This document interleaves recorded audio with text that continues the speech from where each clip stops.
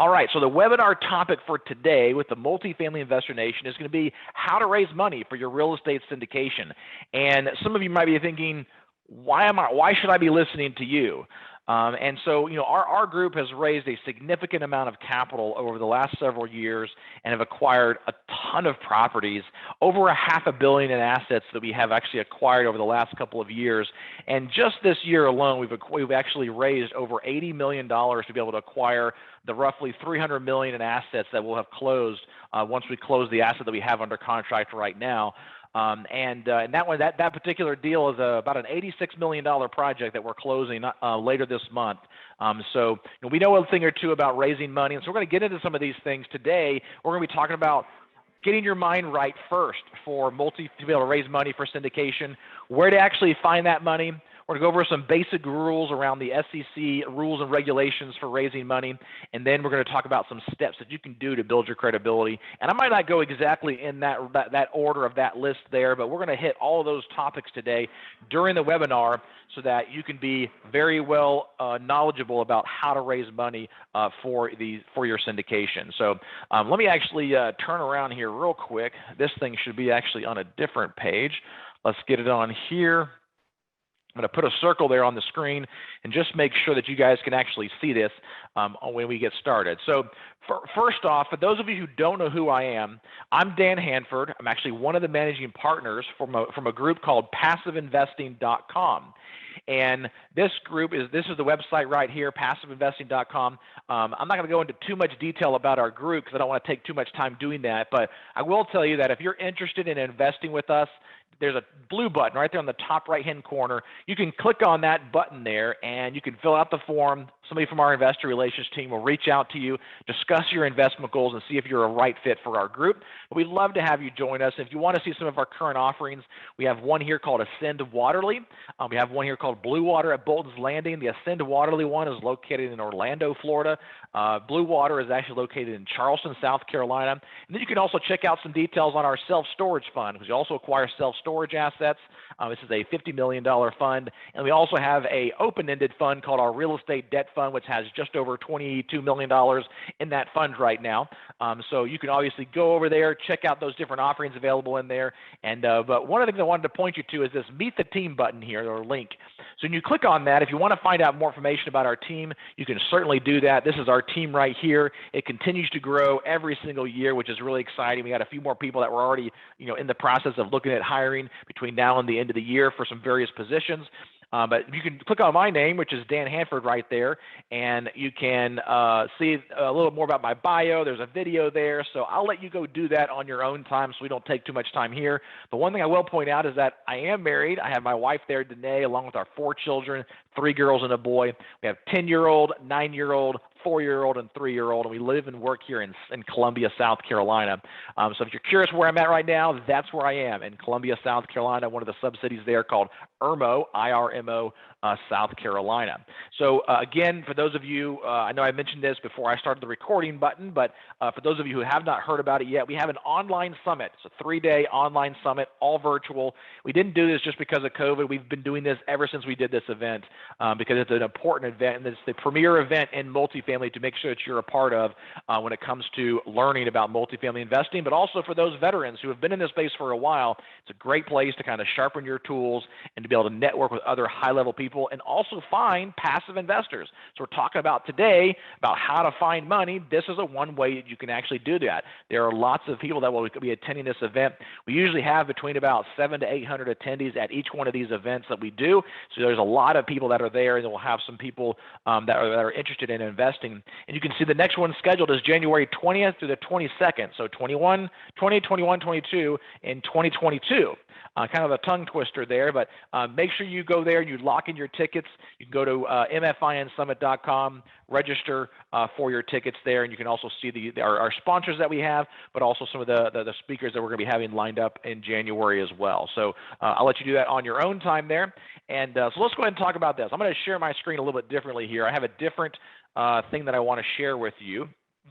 Let's see. I think this is here. So go ahead and raise your hand if you can see the green button on your screen, the green what you call, like the green circle on your screen there, just to make sure. I want to make sure everybody knows where your button is to raise your hand, and then also to know where your the green is there. Okay, perfect, awesome, thank you so much for those of you who participated with that. I'm going to lower your hands right now, and then I'm going to go over here and actually do this. I'm going to turn my video off while I do this part of the presentation because it looks a little bit weird because I don't have a different camera angle set up right now. You're basically just looking at my rear end the whole time. So I'm going to turn this video off here, and I'm going to go over to my screen here, and I'm going to erase this real quick so you don't have to worry about seeing that at all.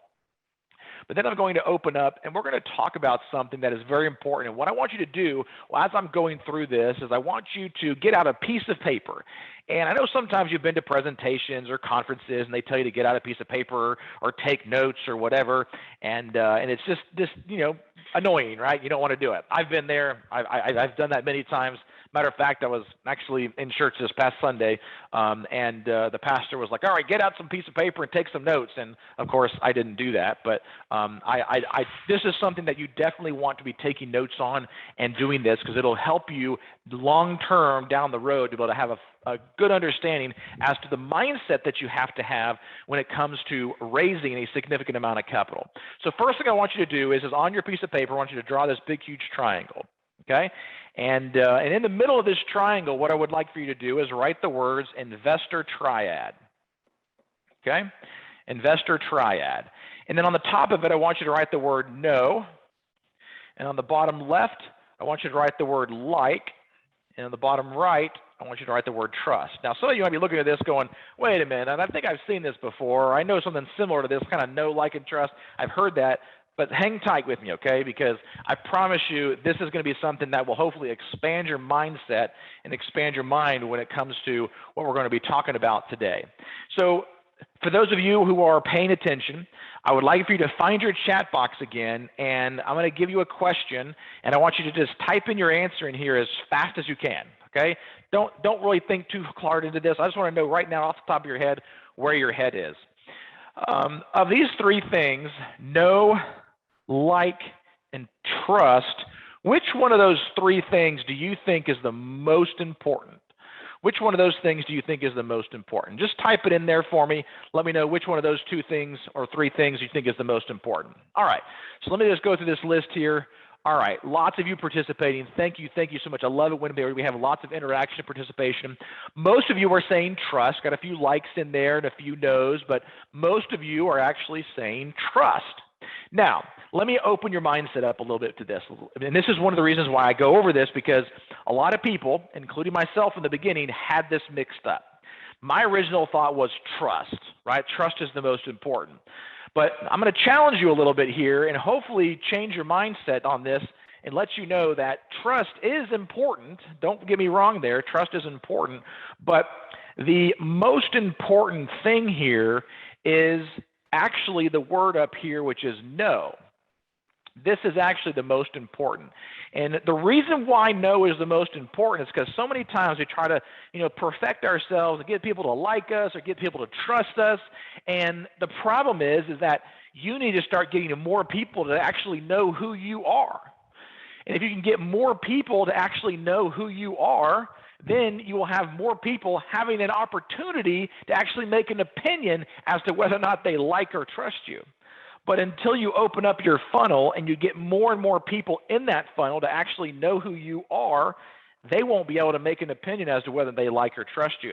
So let's go through this process here. Somebody actually comes to you for the first time and they actually start to get to know you a little bit, right? Well, once they get to know you or they know who you are, then they go down a certain path in this investor triad. There's usually two things that happen here. When somebody first gets to know you, they're going to either do this, poof, and they're going to go away from you, and they're going to say, I don't like that person. I don't really want to be around them, right? Those people, don't worry about them, because the biggest thing that you have to do is you have to be you, right? You don't want to be somebody else. You don't need to be somebody fake. You need to be you, and as long as you can be you and you can be true to yourself, then people, hopefully, will want to be able to be around you, and they'll take another path, which is actually this path down here, which is actually going to the word like, right? So once people get to know you, those who actually kind of like you will start to like, or they like to be around you, or they like to hear from you, or they like your content. They will start to get to this phase, which is the likeness phase. And again, there's going to be people who don't, and they're going to go over here, but don't worry about those people. You don't need those people in your life anyway. Everybody has those people in their life, okay? But you can't focus on them. Just be yourself and be true to who you are. Those people will be repelled from you, and then you'll have to worry about them, hopefully. And then you'll have the rest of the people who are going to be right here in this phase, which is actually getting to actually the point of liking you. And then once they actually like you, then they're going to get to the point where they actually trust you.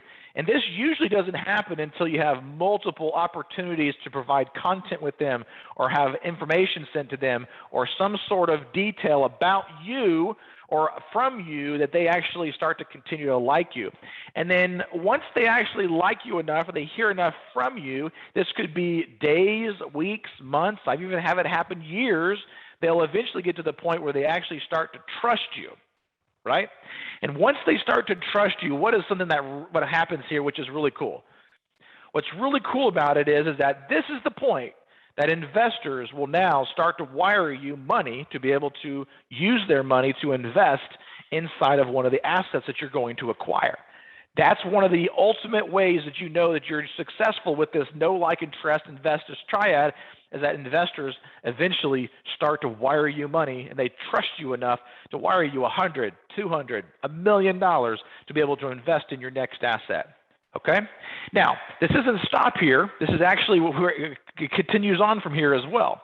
And so what you're going to also see, which is really cool, is that once people get to the point of trusting you enough to send you money, and you actually perform on that, right? So if you actually tell them they're going to get a certain return, and they're going to get that return, or you don't lose their money, or whatever the case is, guess what starts to happen? Now it goes full cycle, and it goes from trust to know. And you might be thinking, well, wait a minute, Dan.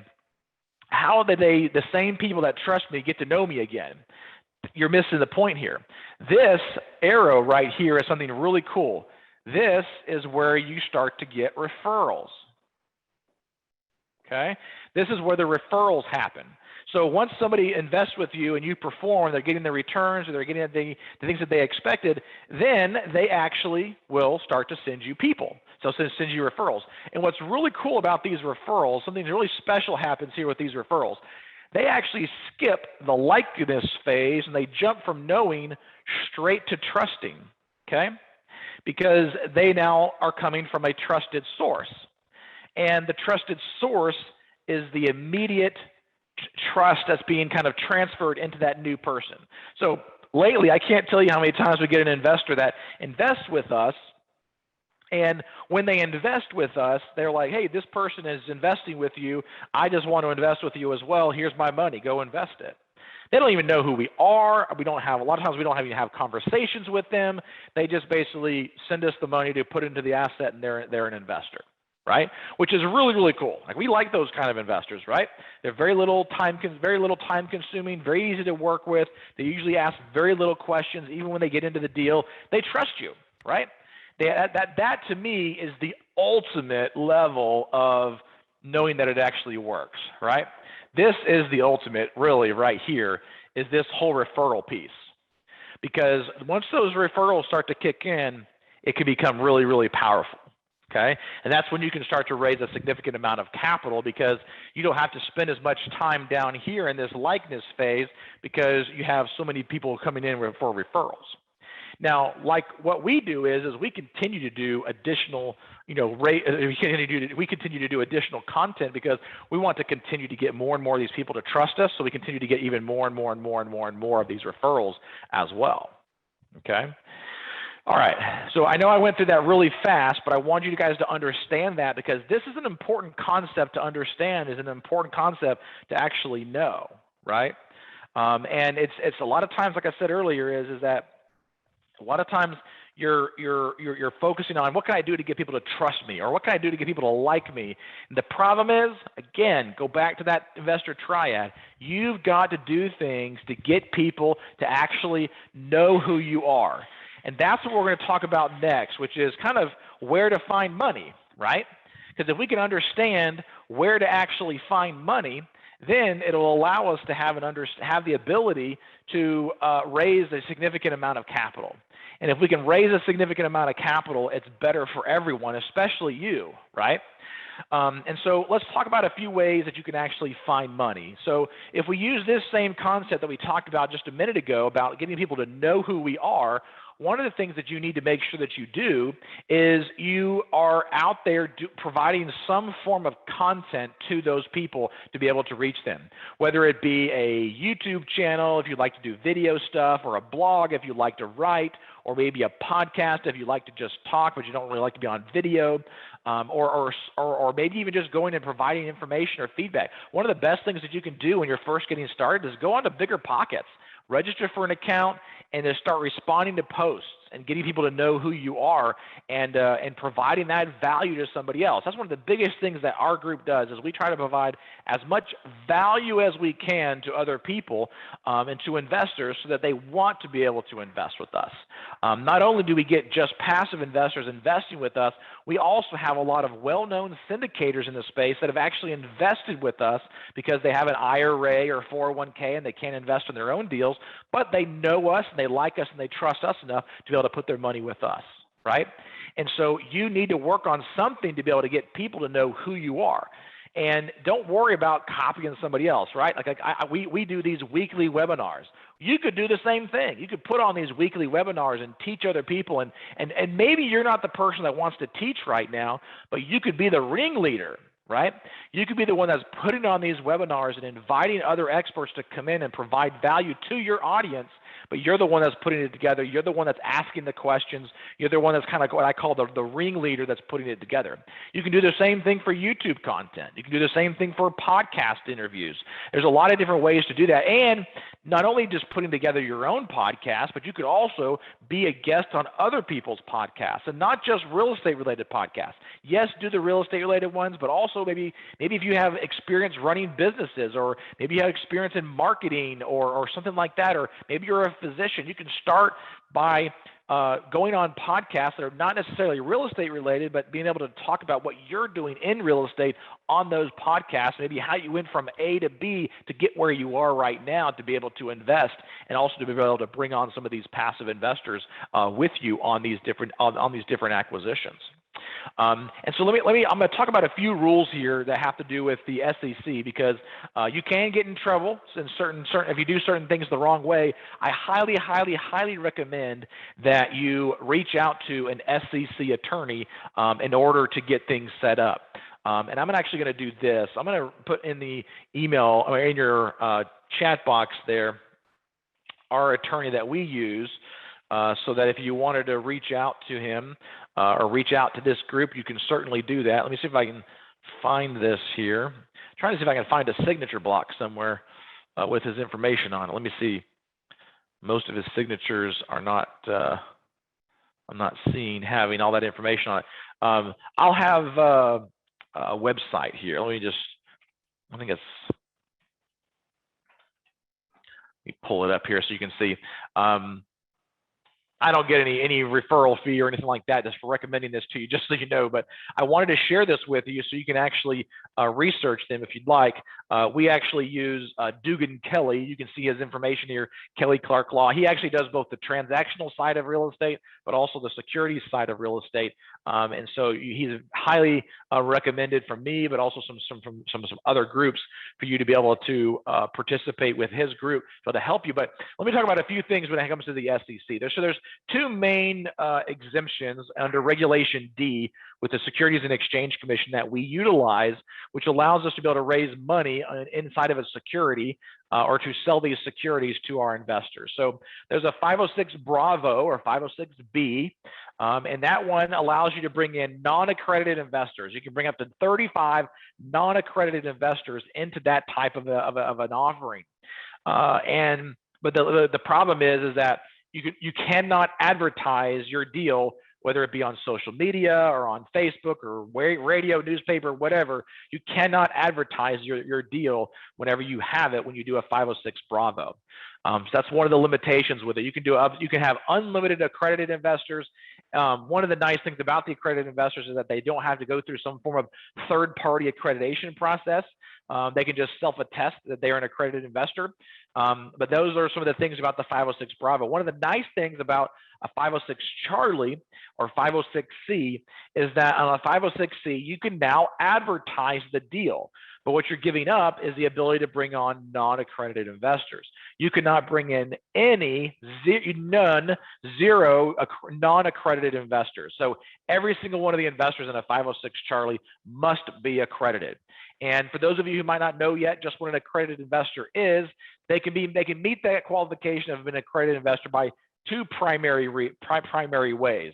They can either have $1 million of net worth that does not include their primary residence, or they can have $200,000 if they're single, $300,000 if they're married, of annual income for the last 2 years, and they have a reasonable expectation for that to continue into the future. So those are the two main ways to become an accredited investor based on the IRS guidelines for the Securities and Exchange Commission here. And so you could bring in an unlimited amount of capital, an unlimited amount of investors with that 506 Charlie.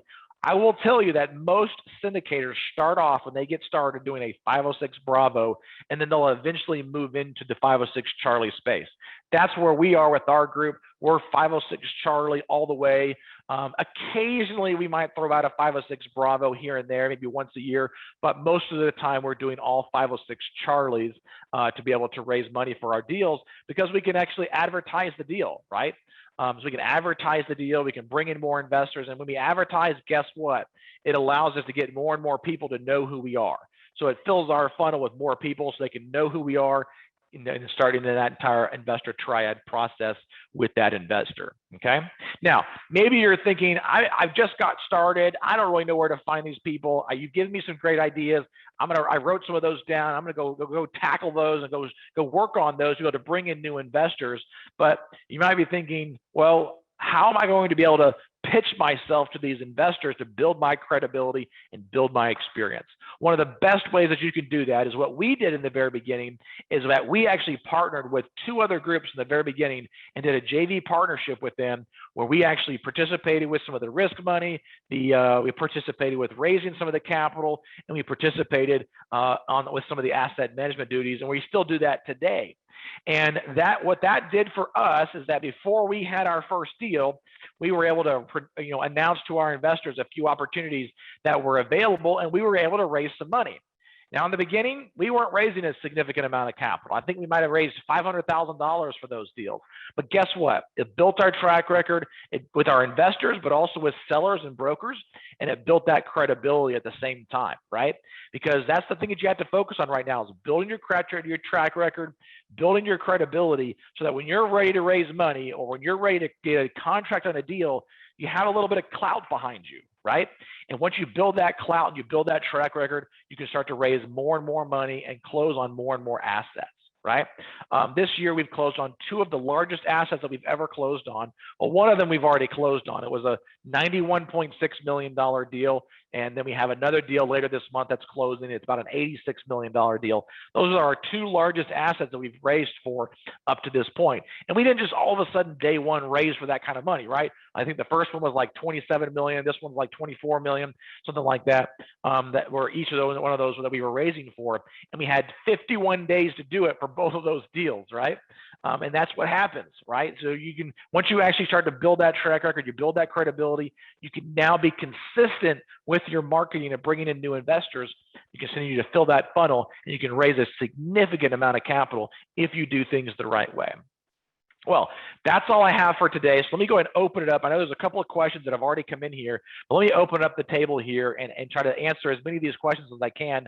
We have probably about 5 to 7 minutes left right now. So let me go ahead and do this right here.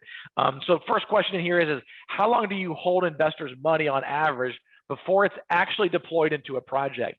So when it comes to our assets that we are acquiring with multifamily, we are usually under a 50 to 60 day closing time frame. And we'll usually set the closing time frame, the funding deadline, for about 3 to 4 weeks before the closing date, or the closing kind of time frame or range, if you will. And so we'll usually set that funding deadline 3 to 4 weeks before. So usually we're not holding on to people's capital for very long at all. Maybe to 30 to 60 days, somewhere around in there. But we have to have that money in hand so that we can have it available to wire it in when we're ready to close on the closing day. I have heard of some operators holding it longer to that, 4 to 6 months, even 9 months. But me personally, I don't want to put my capital up that much or that long for a syndicator before they close. So we know that with our investors, so we try to deploy that capital as fast as we can if possible. Now, we do also have a real estate debt fund. And that one right now usually places within about 1 to 3 weeks, but it just depends on where we are as far as placing that capital into a loan. But that one does have some liquidity options to it. It offers a 6% preferred return, no upside from there, but it also allows you to get your money out within 90 days if you need to get your money out. So it's a good opportunity, good option for people who maybe have a rainy day fund or a reserve account, and they want to still earn a good 6% on that money, but have the ability to pull it out whenever they need to in the future. It's a different option for them, but we do place that capital within about 1 to 2 weeks. Is annual income limit of $200,000 or $300,000 on income before taxes or after? It's before taxes. So it's off of the gross income is what it actually is. So it's your overall income, not just the net. It's on the gross income itself is where you would actually calculate that off of. What about crowdfunding? Well, crowdfunding is a totally different baby. And up until recently, you could only raise about $1 million, $1.5 million for those crowdfunding deals. But it's actually underneath, instead of being underneath Regulation D, where you have 506 Charlie and 506 Bravo, you actually are going to be under Regulation CF. There's a whole other set of rules and regulations when it comes to that. And I think just this year they increased the limit of being able to raise to $5 million. So for us, it wouldn't really make sense to us because we're raising a whole lot more money than that for our deals. Plus, with crowdfunding, it's usually smaller minimums. So there might be a minimum of like $5,000 or $10,000, and there's going to be more regulations surrounding that. I'm not the expert on the crowdfunding laws, but I just know a little bit about those to be able to get wet and to know that, or to get dirty and to know that I'm not really going to be dealing with those at all. What are the advantages for getting financed by having accredited investors? There's no real advantages or disadvantages when it comes to whether you're doing a 506 Bravo or a 506 Charlie, and whether you have all accredited or some non-accredited investors in there. The financing is totally separate. They don't really care what you do, whether it be 506 Bravo or Charlie. Does a 506C investment allow for sophisticated investors? So the answer to that question is yes, but they don't allow non-accredited sophisticated investors.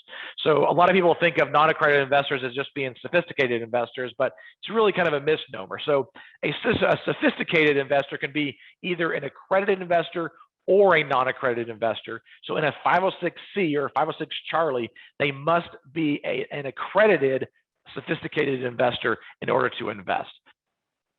All right, let's see here. Next question here is, do you pay interest to your investors while holding their money before closing on the deal?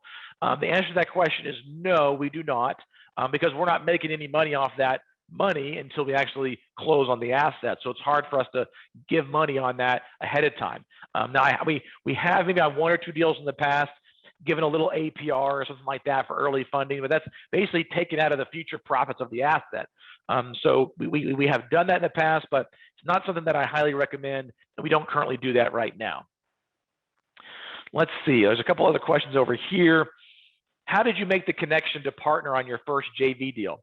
I actually have I have a mentor in the space, and our mentor connected us with other people and got to know them a little bit, started a JV partner with them, and actually JV partnered with our mentor for one of those very first co-GP deals. And so that's what I would suggest is finding a mentor in the space, or getting on these Facebook groups and asking around and going to these events like the MFIN Summit. You'll be able to go there. We actually use the Hoover app, which allows you to be able to network with all these different people that are on the event, that are at the event, so you can find a partner for your next deal, which is really, really cool.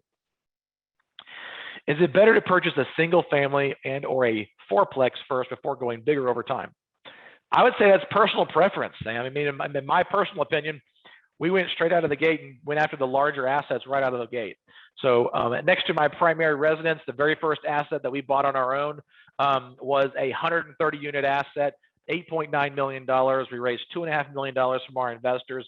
And thankfully, recently we sold that asset, and we were able to sell that thing for a 21 to 22% IRR for our investors, which was really cool. It's like overall was a 1.57x multiple on about a 20-month period, a holding period of time of that asset. So it's really dependent upon what you want to do and your comfort level. Because I know some people are like, I'd rather do this smaller deal or smaller things first to kind of learn the ropes and go that route. And you can, but my suggestion is if you want to go big and go big right away, you can certainly do that.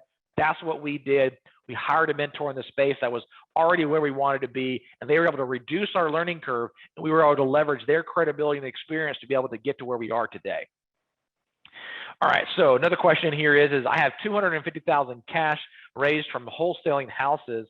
I have been looking for 16 to 20 units that I can start with and have something I own before starting to raise capital for other bigger deals so that I can get experience with my first deal before start raising money. What do you think about this idea? So going back to what Sam had asked as well about should I start smaller and kind of go big later, you know, I say go big right away, right?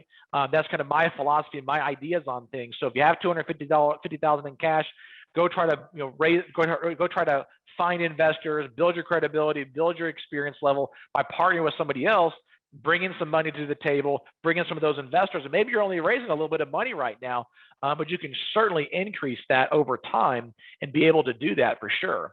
And let me actually see. Oh,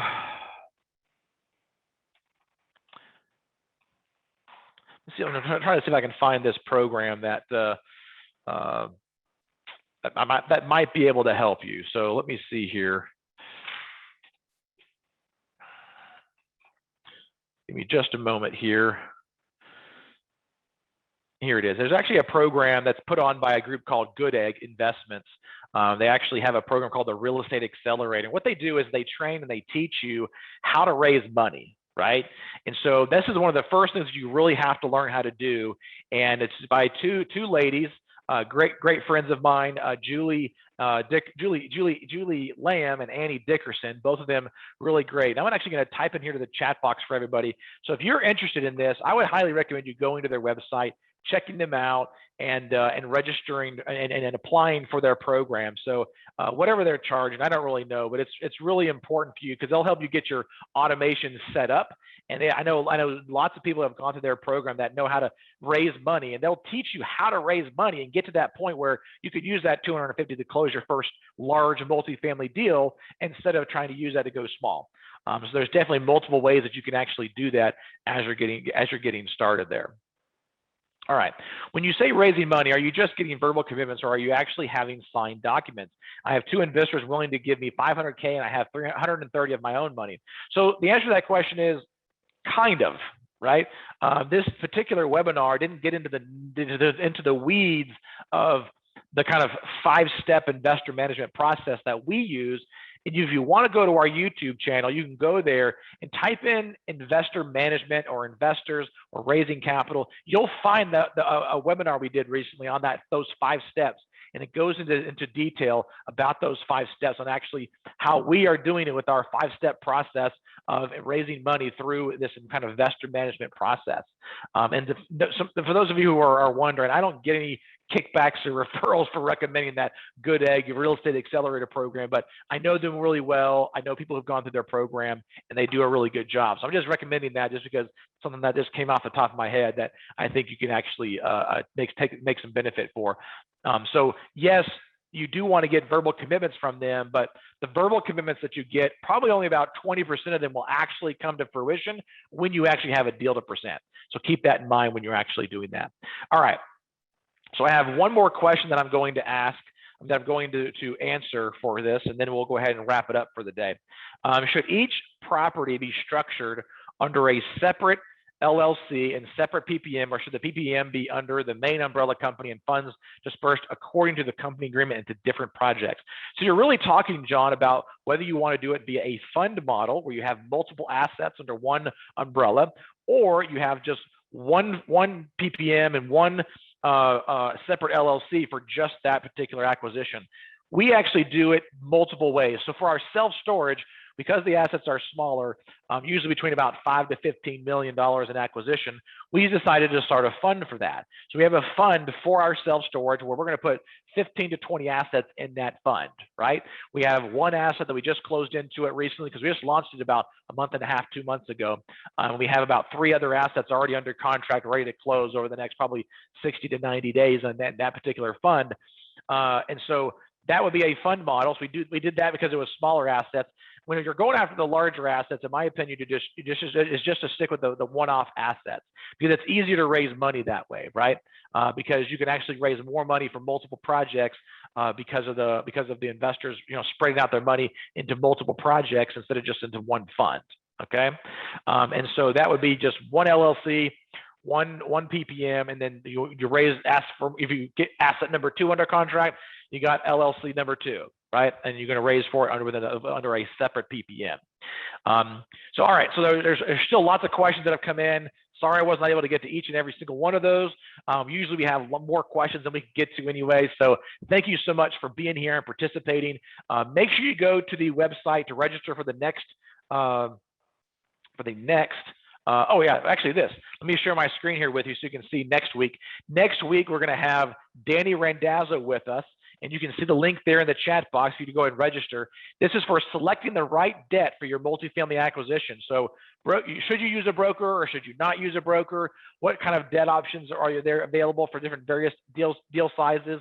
And then what about, let's having a conversation about prepayment penalties and yields and spread maintenance and various things like that. So make sure that you go and you participate with that event. I know you'll be, if you like this one, you'll like that one as well. Danny is one of our other managing partners, and he's our finance lead, so he'll get into the weeds of that with you next week. So make sure you go there and register. Thank you so much for being here. Hopefully you found that was valuable. And again, don't forget to go to MFIN Summit to register for the next summit, and we'll see you next week for the next series in the webinars.